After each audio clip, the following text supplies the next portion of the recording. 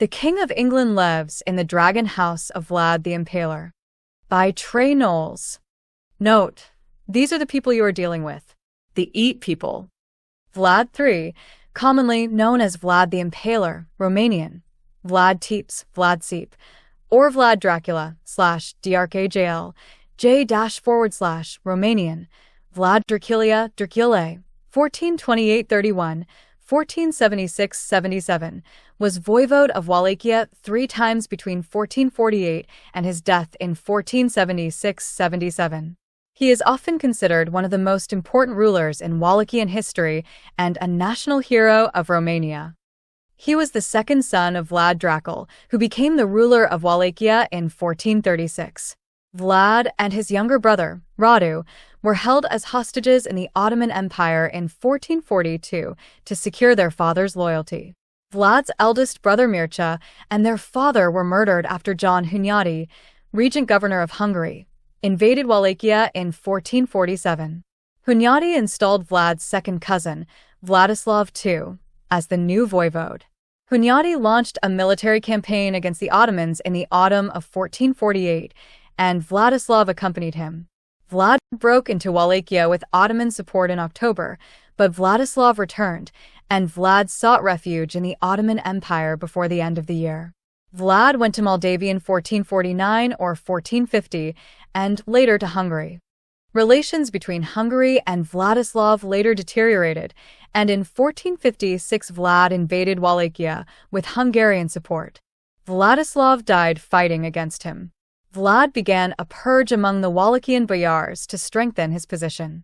He came into conflict with the Transylvanian Saxons, who supported his opponents, Dan and Basarab Lyota, who were Vladislav's brothers, and Vlad's illegitimate half-brother, Vlad Caligral.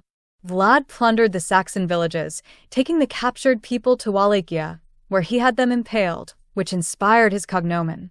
Peace was restored in 1460. The Ottoman Sultan, Mehmed II, ordered Vlad to pay homage to him personally, but Vlad had the Sultan's 2 envoys captured and impaled. In February 1462, he attacked Ottoman territory, massacring tens of thousands of Turks and Muslim Bulgarians.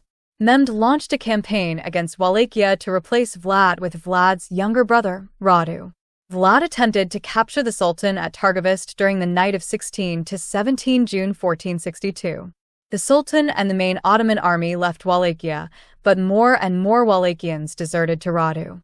Vlad went to Transylvania to seek assistance from Matthias Corvinus, king of Hungary, in late 1462, but Corvinus had him imprisoned. Vlad was held in captivity in Visegrad from 1463 to 1475. During this period, anecdotes about his cruelty started to spread in Germany and Italy. He was released at the request of Stephen III of Moldavia in the summer of 1475. He fought in Corvinus's army against the Ottomans in Bosnia in early 1476. Hungarian and Moldavian troops helped him to force Basarab Lyota, who had dethroned Vlad's brother, Radu, to flee from Wallachia in November. Basarab returned with Ottoman support before the end of the year.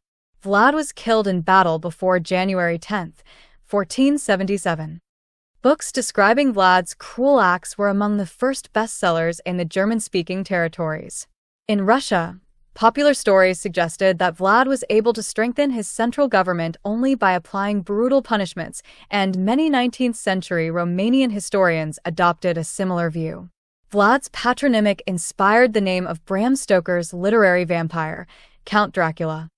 The name Dracula, which is now primarily known as the name of a vampire, was for centuries known as the sobriquet of Vlad III. Diplomatic reports and popular stories referred to him as Dracula, Dracuglia, or Dracula already in the 15th century. He himself signed his 2 letters as Dragulia or Draculia in the late 1470s. His name had its origin in the sobriquet of his father, Vlad Dracul, Vlad the Dragon in medieval Romanian, who received it after he became a member of the Order of the Dragon. Dracula is the Slavonic genitive form of Dracul, meaning the son of Dracul or the dragon. In modern Romanian, Dracul means the devil, which contributed to Vlad's reputation. Vlad III is known as Vlad Tepes, or Vlad the Impaler, in Romanian historiography, This sobriquet is connected to the impalement that was his favorite method of execution. 12. The Ottoman writer Tursun Beg referred to him as Kazaklı Voyvoda, Impaler Lord, around 1500. 12. Mircea the Shepherd, Voivode of Wallachia, used this sobriquet when referring to Vlad III in a letter of grant on April 1, 1551. Vlad was the second legitimate son of Vlad II Dracul, who was himself an illegitimate son of Mircea I of Wallachia. Vlad II had won the moniker Dracul for his membership in the Order of the Dragon, a militant fraternity founded by Sigismund of Luxembourg, King of Hungary. The Order of the Dragon was dedicated to halting the Ottoman advance into Europe. Since he was old enough to be a candidate for the throne of Wallachia in 1448, Vlad's time of birth would have been between 1428 and 1431. Vlad was most probably born after his father settled in Transylvania in 1429. Historian Radu Florescu writes that Vlad was born in the Transylvanian Saxon town of Sighisoara, then in the Kingdom of Hungary, where his father lived in a 3-story stone house from 1431 to 1435. Modern historians identify Vlad's mother either as a daughter or kinswoman of Alexander I of Moldavia or as his father's unknown first wife. Vlad II Dracul seized Wallachia after the death of his half-brother Alexander I Aldea in 1436. 21 One of his charters, which was issued on January 20, 1437, preserves the first reference to Vlad III and his elder brother, Mircea, mentioning them as their father's firstborn sons. They were mentioned in 4 further documents between 1437 and 1439. The last of the 4 charters also refers to their younger brother, Radu. After a meeting with John Hunyadi, voivode of Transylvania, Vlad II Dracul did not support an Ottoman invasion of Transylvania in March 1442. The Ottoman Sultan, Murad II, ordered him to come to Gallipoli to demonstrate his loyalty. Vlad and Radu accompanied their father to the Ottoman Empire, where they were all imprisoned. 24. Vlad Dracul was released before the end of the year, but Vlad and Radu remained hostages to secure his loyalty. They were held imprisoned in the fortress of Egragaz, in Mit, according to contemporaneous Ottoman chronicles. Their lives were especially in danger after their father supported Vladislaus, King of Poland and Hungary, against the Ottoman Empire during the Crusade of Varna in 1444.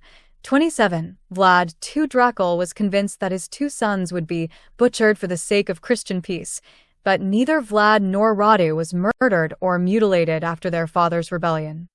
Vlad Dracul again acknowledged the Sultan's suzerainty and promised to pay a yearly tribute to him in 1446 or 1447. John Hunyadi, who had by then become the regent governor of Hungary in 1446, invaded Wallachia in November 1447. The Byzantine historian Michael Critobulus wrote that Vlad and Radu fled to the Ottoman Empire, which suggests that the Sultan had allowed them to return to Wallachia after their father paid homage to him. Vlad Dracul and his eldest son, Mircea, were murdered. Hunyadi made Vladislav II, son of Vlad Dracul's cousin, Dan II, the ruler of Wallachia. First rule. Upon the death of his father and elder brother, Vlad became a potential claimant to Wallachia. Vladislav II of Wallachia accompanied John Hunyadi, who launched a campaign against the Ottoman Empire in September 1448. Taking advantage of his opponent's absence, Vlad broke into Wallachia at the head of an Ottoman army in early October. He had to accept that the Ottomans had captured the fortress of Giurgiu on the Danube and strengthened. The Ottomans defeated Hunyadi's army in the Battle of Kosovo between 17 and 18 October. Hunyadi's deputy, Nicholas Vizocnai, urged Vlad to come to meet him in Transylvania, but Vlad refused him. Vladislav II returned to Wallachia at the head of the remnants of his army. Vlad was forced to flee to the Ottoman Empire by December 7, 1448. We bring you the news that Nicholas Vizocnai writes to us and asks us to be so kind as to come to him until John Hunyadi returns from the war. We are unable to do this because an emissary from Nicopolis came to us and said with great certainty that Murad II had defeated Hunyadi. If we come to Vizocnai now, the Ottomans could come and kill both you and us. Therefore, we ask you to have patience until we see what has happened to Hunyadi. If he returns from the war, we will meet him, and we will make peace with him. But if you will be our enemies now, and if something happens, you will have to answer for it before God.